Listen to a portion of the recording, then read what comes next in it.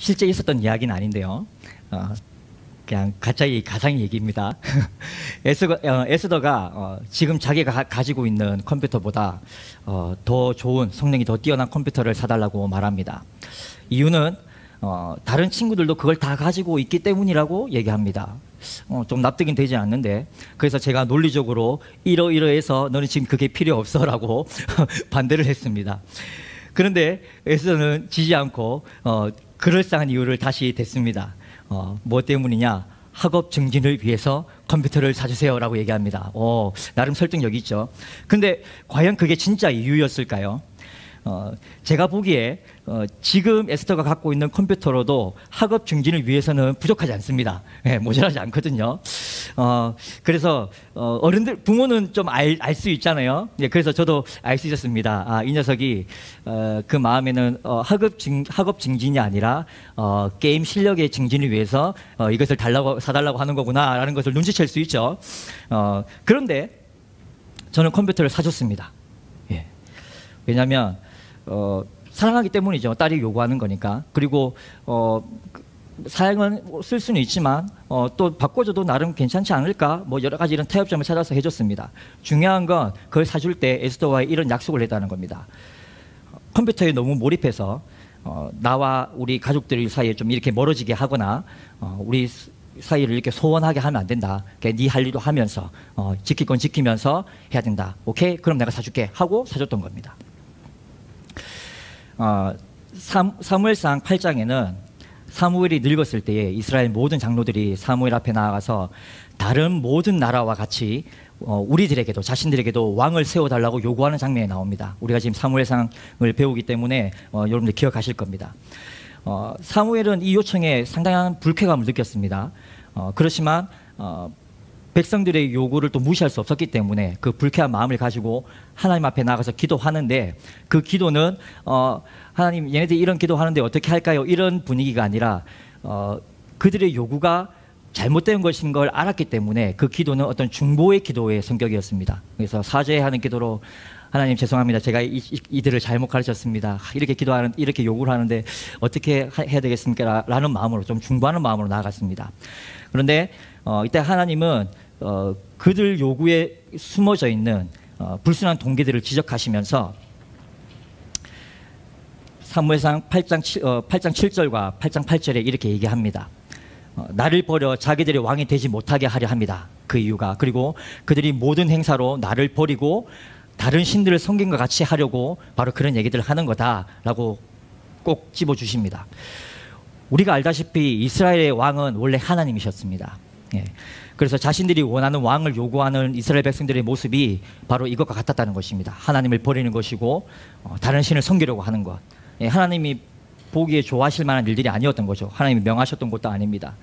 그럼에도 불구하고 사무엘상 8장 9절에 보면 하나님이 사무엘에게 엄히 경고하시면서 그들의 요구를 들어주라고 얘기하십니다. 허락해 주셨습니다. 제가 기억하기로 담임 목사님께서 이 부분에 대해서 말씀하실 때에 하나님이 용인해 주셨다, 용납해 주셨다, 허용해 주셨다라는 단어를 썼던 걸로 기억을 합니다. 아까의 예화에서 에스더에게 굳이 사줄 필요는 없었지만 그 요구를 그래도 무시하지 않고 용납하고 허용해 줬던 그런 아버지의 마음을 이 부분에서 느낄 수 있는 거죠. 하나님이 아닌 자신이 원하는 것을 요구하는 이스라엘 백성들의 모습은 오늘 본문인 사사기에서도 드러납니다. 그래서 우리가 이런 모습들이 별로 낯설지 않은 것인데, 왜냐하면 사사기에 우리가 잘 아는 이 한 문장이 떠오르기 때문입니다. 여러분들 뭔지 눈치채셨나요? 자기 소견에 옳은 대로 행하니라. 이 말씀은 사사기에서 2번이 나오는데요. 17장 6절, 사사의 얘기들이 다 끝난, 삼손의 마지막으로 해서 사사의 얘기들이 끝나고 시작하는 17장에 처음 나오게 되고, 그리고 사사기 이야기가 끝나는 마지막 21장에 이렇게 2번 나오게 됩니다. 그런데 좀 중요한 포인트는 여기에 있습니다. 자기 소견에 옳은 대로 행하였더라 말하는 그 이유가 바로 이것입니다. 이 빨간 글자에 왕이 없었으므로. 근데 또 왕이 없었다라는 이 말은 사사기에서 4번, 이것을 포함해서 4번이 나오거든요.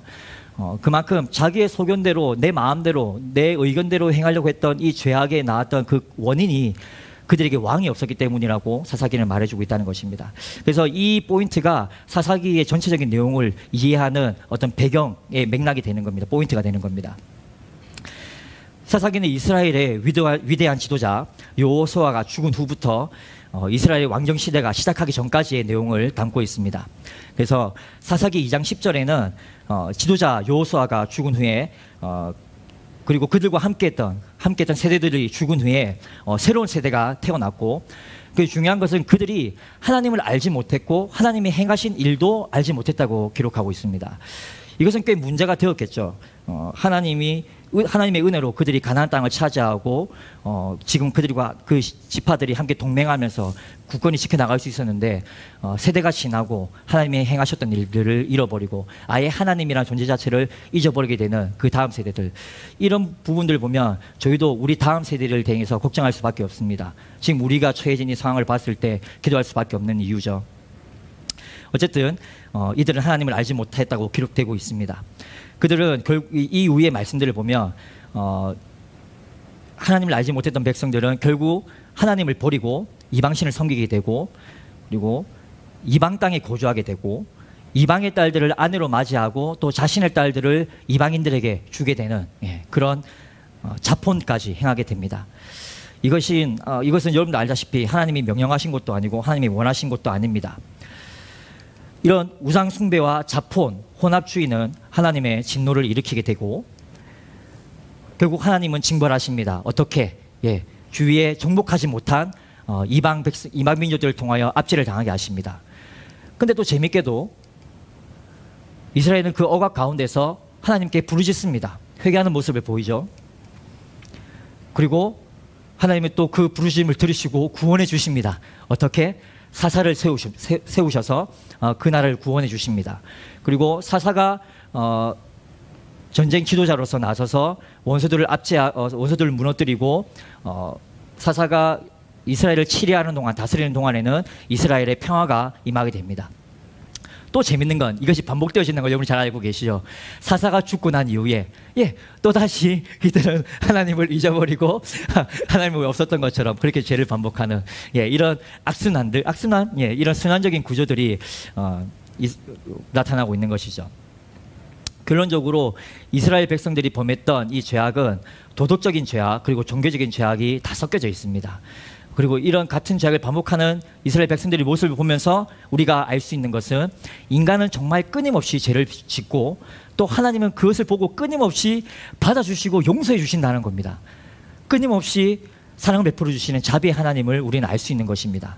그래서 우리가 발견할 수 있는 사사기의 핵심적인 주제는 인간의 반복적인 불순종 그리고 하나님의 끝없는 자비, 바로 이 두 가지 포인트를 사사기의 핵심적인 주제로 살릴 수가 있는 것입니다. 자, 이렇게 왕정 체제가 시작되기 전에 지도자가 없는 이스라엘 백성들을 다스리고 구원하시기 위해서 하나님은 사사를 세워주시는데, 여러분들은 사사에 대해서 어떻게 생각하고 계십니까? 사사하면 또 어떠한 이미지가 떠올려지시나요? 위기 가운데서 백성들을 이끌어가는, 앞서서 리더의 모습으로 이끌어가는 그런 좀 온전한 리더십, 멋진 리더십을 생각할 수도 있겠고, 반대로 또 아니면 성경에 나타나는 사사들의 행적들을 자세히 읽어보면 어떤 영웅당 같은 히어로와 같은 그런 느낌도 들기도 합니다. 여러분은 어떠십니까? 그래서 저는 오늘 여러분들이 뭔가 좀 잘 알고 있고 또 많이 들었던 어떤 그런 맥락의 이야기를 전해드리려 하는 것은 아닙니다. 사사기를 향한 또 다른 관점이 하나 있는데 오늘 그것을 가지고 저는 여러분들에게 말씀을 드리려고 합니다. 여러분들 알다시피 사사기에는 총 12명의 사사가 나옵니다. 그런데 이 12명의 사사들이 모두가 똑같은 분량으로 소개되어지는 건 아닙니다. 어떤 사사들은 두세 구절 정도로 아주 짧게 기록되어진 사사들도 있는데, 또 들여다보면 그 사사들이 뭔가 옳게, 뭔가 그들의 행적이 뭔가 칭찬하는 듯한 그런 느낌의 글들도 아닙니다. 그다지 긍정적인 글이 아니라는 것입니다. 이런 점들을 볼 때 소개되어진 사사들 모두가 다 우리의 신앙으로 본을 받기에는 뭔가 좀 부족하다. 모두를 긍정적인 모습으로 소개하고 있지는 않다라는 그런 관점들을 찾아낼 수 있는 것이죠. 무엇보다 우리가 잘 아는 대표적인 사사들이 있죠. 제일 처음 등장하는 온니엘, 그리고 왼손잡이 에훗, 그 다음에 여선지자 드보라, 그리고 기드온, 그리고 입다, 그리고 마지막 삼손까지 이 6명이 대표적인 사사들이라 할 수 있는데 대사사들이라고 표현합니다. 우리가 잘 알고 있는 이 사사들조차도 사사기의 저자가 풀어내는 관점들을 잘 들여다보면 그들의 이야기들이 대동소이한 느낌으로 쭉 흘러가는 것이 아니라 점점 하향적인 구조로 흘러간다는 겁니다. 무슨 말이냐? 사사들의 자질과 지도력과 어떤 신앙인으로서 우리가 본받아야 할 그런 모습들이 점점 사라진다는 겁니다. 점점 악화되어지는 그런 모습을 보여주고 있다는 그런 관점들이 있습니다. 오늘 이 관점으로 제가 한번 소개해 드릴 텐데, 오늘 우리가 본문을 읽었던 것처럼 저는 오늘 마지막 사사인 삼손에 대해서 좀 더 집중적으로 말씀을 드리고자 합니다. 삼손은 사사가 가지고 있어야 할 자질과는 좀 거리가 먼 사람으로 표현되어지고 있습니다. 어떤 부분에서요, 삼손은 자만에 가득 찬 사람이었고, 그리고 호색한이었습니다. 이상하게도 이게 좀 의아한 부분인데, 호색한이란 무슨 말입니까? 삼손의 얘기들을 잘 읽어보면 삼손 안에서 일어나는 그 남성이 가지고 있는 여성에 대한 그 성적 욕망을 잘 주체하지 못합니다. 그래서 이방 여자를 좋아하게 되는 그의 성향은 이스라엘이 이방신들을 좋아하는, 이방신들을 따르는, 이방신을 쫓아서 행음하는 그 모습의 상징이 되기도 하거든요. 그래서 제가 보기에도 삼손은 이스라엘의 삼손들 중에서도 가장 개념 없는 삼손인 것처럼 보이시기도 합니다. 이게 무슨 말이냐면 오늘 말씀의 본문이 바로 이 개념 없음의 시작이라고 보고 있습니다.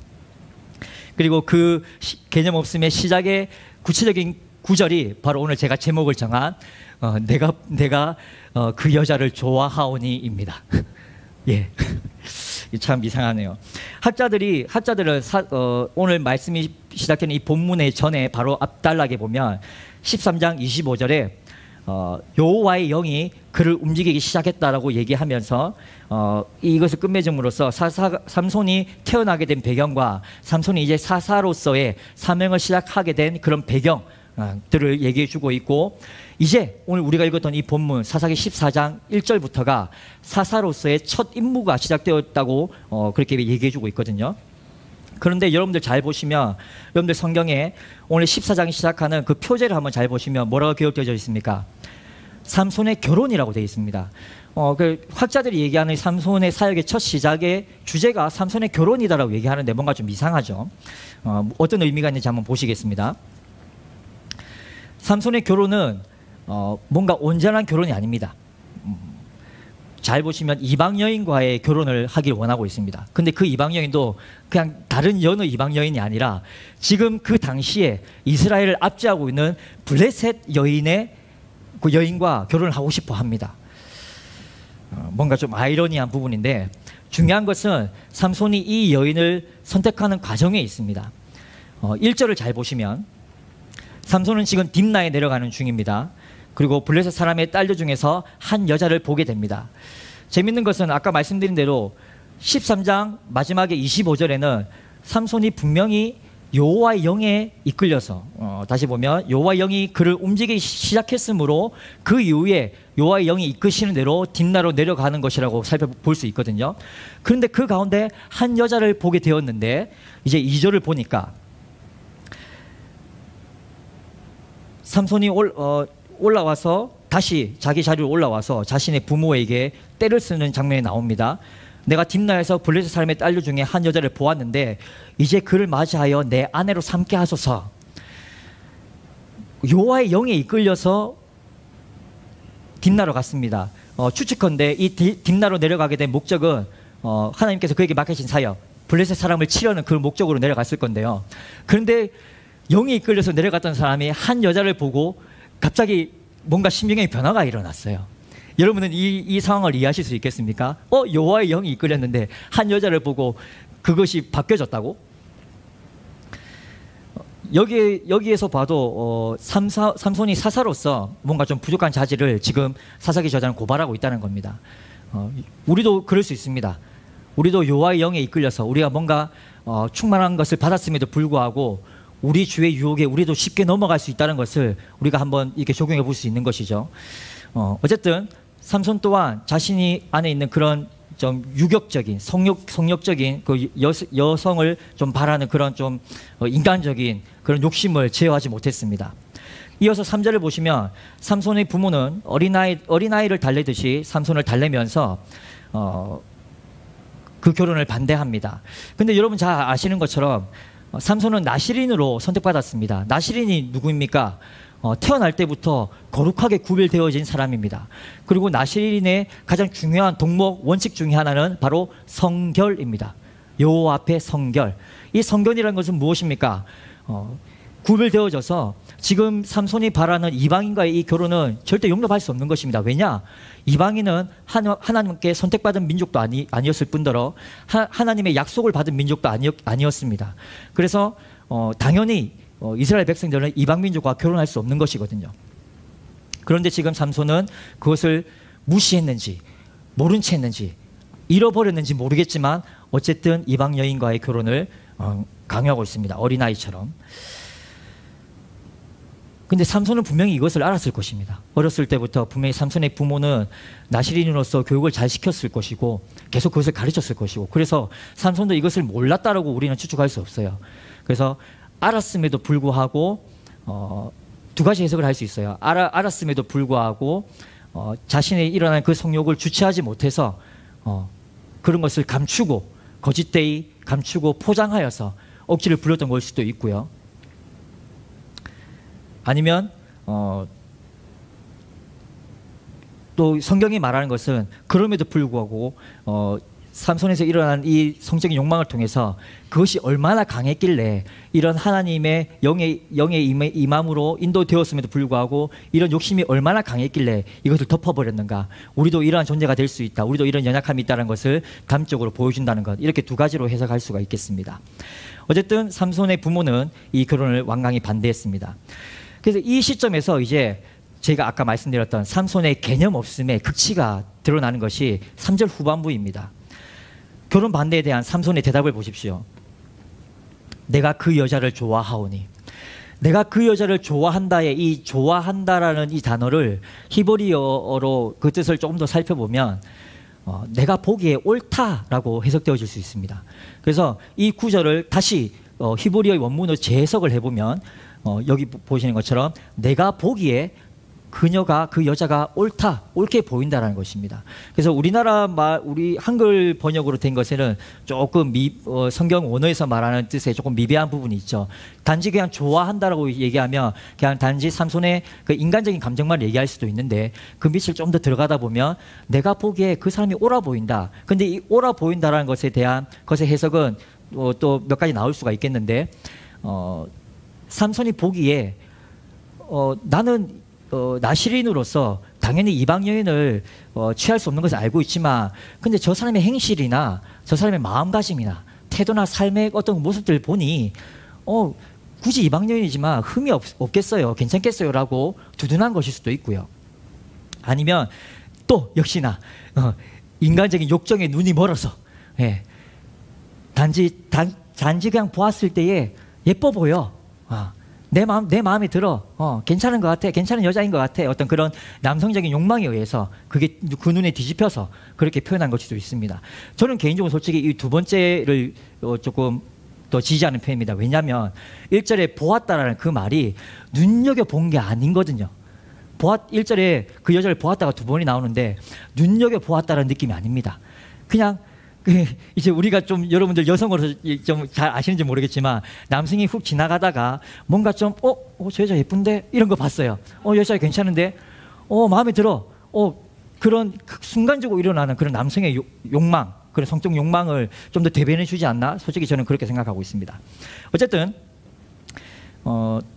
삼손은 이런 나시린으로서 하나님의 관점을 고려하지 않은 채 자신의 관점을 좀 더 내세우고 내가 보기에 그 여자는 괜찮아요, 어떤 그런 모습을 보여주고 있습니다.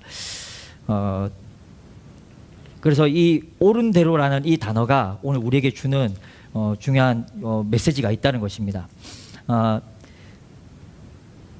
그런데 이 내가 보기에 옳다라는 이 말은 방금 우리가 서두에서 제가 여러분에게 말씀드렸던 자기 소견에 옳다라는 말과 일맥상통합니다. 왜냐하면 자기 소견에 옳은 대로의 이 단어와 내가 그 여자를 좋아하오니 아까 우리가 알아봤죠. 보기에 옳다라는 이 단어, 히브리의 단어가 두 개의 동일한 단어를 쓰고 있거든요. 예, 이게 놀라운 사실입니다. 그래서 사사기의 저자가 오늘 이 말씀을 가지고 우리에게 보여주고 싶은 것은 바로 이거라고 생각합니다. 내가 그 여자를 좋아한다고 말한 이 삼손의 말이 바로 이스라엘 백성들이 왕이 없이 자기 소견에 옳은 대로 행하려고 했다라는 이것과 일맥상통한다는 것입니다. 결국 무슨 말입니까? 삼손의 그 마음 안에도 성령의 이끌림을 받았지만 그 순간에 어떤 유혹과 죄악 때문에 자신의 그런 죄악을 이기지 못하고 순간에 훅 들어온 이것 때문에 자신 안에 하나님을 모르는 것처럼, 나는 하나님과 아무런 관련이 없는 것처럼, 예, 금방 하나님을 잊어버리고 이방의 여인을 원하게 되는, 예, 그런 모습 발견할 수 있다는 거죠. 내 소견에 옳은 대로 하는 그 모습을 보면서 여러분들은 어떠십니까? 라고 저에게 묻는 것 같습니다.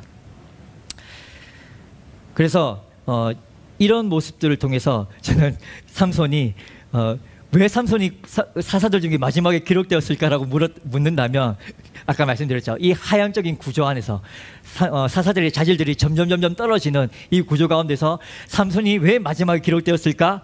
예, 개념 없음의 끝판왕이라는 겁니다. 그 자질이 점점 떨어진 것의 끝판왕이라는 겁니다. 그런데 과연 단지 사사는 단지 이것을 고발하려고 사사기를 우리에게 보여주는 것일까요? 야, 점점 사사가 이렇게 하나님 보시기에 점점 나약한, 점점 연약한 이런 모습을 가고 있어. 이스라엘 백성들과 마찬가지로 이것 봐봐 라는 이런 고발의 성격으로 우리에게 이 사사기를 들려주는 거겠습니까? 그렇지 않겠죠.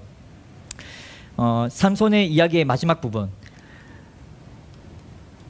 16장 30절을 보면 여러분이 기억하실 것입니다. 삼손이 매달린 채 마지막 울부짖으면서 하나님, 나에게 마지막으로 힘을 주십시오. 능력을 주십시오. 내가 이 블레셋 사람들을 무찌르고 싶습니다라는 그런 기도, 울부짖으며 기도를 했을 때에, 예, 하나님은 그 기도에 응답하셨고 그 결과 사사기의 저자가 표현한 것입니다. 삼손이 죽을 때 죽인 자가 살았을 때 죽인 자보다 더 많았더라. 이 말은 무슨 말이냐면 결국 하나님은 어쨌든 삼손을 사용하셨다는 겁니다. 삼손이 태어나게 하신 그 계획으로부터 시작해서 마지막 끝날까지 그 사이에 삼손의 삶은 좀 여러 가지 역경이 있었지만, 우리가 보기에 정말 이해할 수 없는 그런 모습이 있었지만, 어쨌든 결국 하나님은 택하신 삼손을 끝까지 이끌어 가셨고 그 마지막까지 하나님은 놓지 않으셨고 사용하셨다는 것이 중요한 사실입니다. 그래서 오늘 이 이야기를 통해서 우리가 배울 수 있는 점을 제가 두 가지를 여러분에게 말씀드리고 싶습니다. 첫째, 하나님과 인간 사이의 관계성입니다.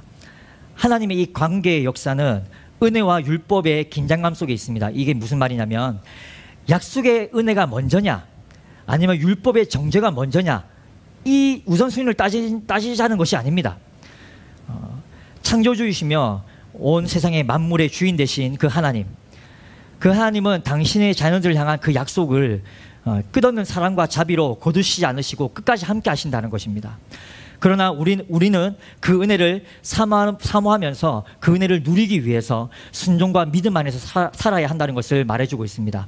이것을 신약적으로 표현하면 무조건적인 사랑 안에 우리는 살아가지만 순종과 믿음 안에서 조건적인 그 순종과 믿음 안에서 우리는 조건을 달고 하나님 앞에서 살아가야 된다는 것입니다. 순종과 믿음이 우리가 얻는 조건이라는 것입니다. 이해하실 수 있겠습니까? 우리가 받은 은혜는 무조건적인 은혜이지만 우리가 그 은혜를 갚아가기 위해서는 순종과 믿음, 이 조건이 필요하다는 것. 그리고 이것을 담임 목사님의 말씀으로 한번 표현해 보면 우리의 삶 가운데 왕 되신 하나님을 인정하고 말씀과 믿음으로 살아가기 위해서 몸부림쳐야 할 조건이 우리 가운데 있다는 것입니다. 그리고 지금 우리가 주일 말씀, 로마서 말씀을 배우고 있는 것으로 다시 한번 또 다르게 표현하자면은 하나님과 우리와의 관계에서 사랑과 순종의 관계를 기억해야 되고, 이것이 늘 함께 한다는 것을 기억해야 되고, 그리고 은혜와 믿음과 행함이 늘 함께 한다는 것을 우리는 늘 기억해야 한다는 것입니다. 그리고 두 번째로 사사기 저자가 보여주고자 하는 사사기의 그 사사들의 이 하향적인 모습들, 하향적인 이 구조들이 오늘 우리는 특별히 삼손에 대해서 집중해 보았지만 이런 구조가 단지 그들의 약점과 실패를 보여주기 위한 것이 아니라는 것. 우리는 이 모습을 볼 때에 지금의 우리는 이 성경을 보면서 이 과거의 이 사사들의 모습을 보면서 우리는 솔직히 쉽게 판단할 수 있습니다. 쉽게 정죄하고 욕할 수 있습니다. 그들의 실패에 대해서, 약점에 대해서 말이죠. 하지만 사사기의 저자는 그것이 목적이 아니라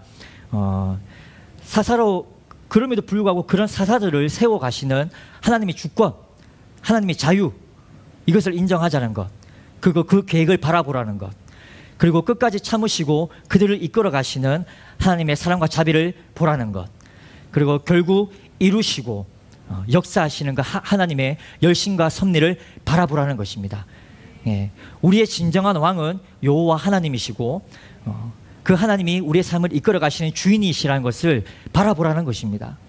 그리고 우리들 역시 우리 삶의 흠집에도 불구하고 우리 삶의 연약함에도 불구하고 하나님의 은혜에 의해서, 예수 그리스도의 보혈의 은혜로 의해서 우리는 씻음과 거룩함과 의로움을 받은 존재가 아니냐라고 우리 가운데 지금 되묻고 있는 것입니다. 오늘 말씀을 준비하면서 본문이 오늘 저에게 이렇게 묻는 것 같았습니다. 야, 너 삼손이 개념 없다 그랬지? 그래. 그러면 너는 어때? 너도 그런 사람인 걸 인정할 수 있겠어? 그런데 그렇다고 오늘 이 말씀으로 내가 너를 정죄하려는 것은 아니야. 하나님도 이런 삼손을 쓰셨잖아. 그렇다면 예수 그리스도 안에서 하나님의 은혜와 성령의 도우심으로 너도 할 수 있어 라고 난 이것을 너에게 말해주고 싶어. 너도 할 수 있어. 그러니까 왕 대신 하나님, 주인 대신 하나님 앞에서 너의 연약함을 인정하고 솔직하게 고백하고 하나님의 은혜를 바라보고 나아가자고. 그러면 너도 할 수 있어. 너의 부족한 삶을 들어서, 너의 연약한 삶을 들어서 하나님이 삼손처럼, 사사들처럼, 이스라엘 백성을 구원했던 그 구원자들처럼 너도 하나님이 들어주실 거야. 그래서 용기를 가져. 한번 해보자고. 예, 오늘 이 본문이 나에게 이렇게 말씀하신다는 것을 느꼈습니다. 여러분들은 어떠십니까? 이제 말씀을 맺겠습니다. 사사기에 드러난 이런 반복해서 같은 죄를 범하는 이스라엘 백성들의 모습, 그리고 하향적인 사사들의 그런 삶과 사역의 모습들, 그리고 여호와 하나님이 이스라엘의 진정한 왕이었지만 자신들이 원하는 왕이 없어서 자기의 소견대로, 자기의 소견에 옳은 대로 행하였던 그런 이스라엘의 그 모습들을 보면서 우리는 인정할 수밖에 없습니다. 이게 남 일이 아니라는 것, 이게 나한테도 있을 수 있는 일이라는 것을 우리는 충분히 인정할 수밖에 없죠. 우리의 진정한 왕이신 하나님을 내 삶 가운데 인정하시고, 그리고 말씀에 순종하시고 믿음에 합당한 행함으로 몸부림치며 살아가십시다. 끝없는 자비와 사랑으로, 그리고 오래 참으심으로 각자의 삶의 자리에서 우리를 마음껏 사용하기 원하시는 그 하나님 앞에 겸손함으로, 간절함으로 오늘 이 밤에 함께 기도하며 나가십시다. 우리가 부르짖을 때에 도우시는 성령 하나님의 그 능력을 간구하실 때, 함께 하시고 도와주시고 조명해 주시고 이끌어 가시는 그 하나님의 능력을 체험하십시다. 그리고 오늘 이 밤에 그 체험함이 우리 삶에 정말 감사함으로 이끌어져서 또 그런 하나님께 예배하고, 또 그 예배가 우리의 삶이 되고 그 삶이 또 예배가 되는 이런 선순환의 신앙생활이 우리 가운데 있기를, 그런 성도님들 되시기를 원하고 바라고 기도합니다.